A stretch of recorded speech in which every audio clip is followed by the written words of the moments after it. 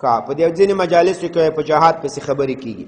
جهاد دام د اسلام یو فریضه ده، لکه روزه غوندې. کتب علیکم القتال کتب علیکم الصیام.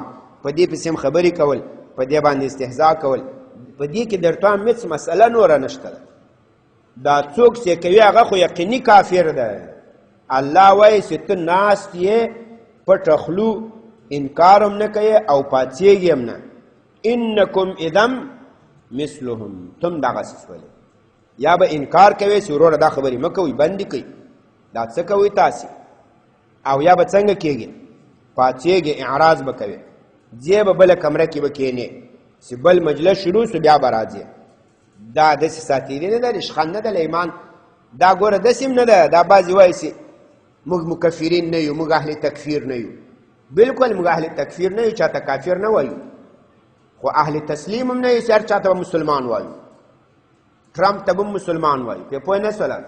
کافر ته به بیا کافر وایو. په ګناه څوک نه کافر کوو، خو هغه ګناهونه چې هغې ته شارع کفر ویلی دي، هغه ګناهونه یقینا کفر ده. او دغه د تکفیر په مسله کې نه ده.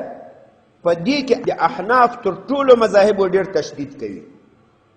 د تکفیر په مسله کې په مذاهبو د اهل سنت والجماعت کې، په مذاهب مطبوعه کې تر ټولو څوک ډېر تشدید کوي؟ احناف. بلکې دا نن سبا سي د دې نورو مذاهبو فتاواوې راواخلې، د حنابلو، د شوافعو، حتی د اهل حدیثو د تکفیر په مسله کې چا په فتوا باندې استدلال کوي؟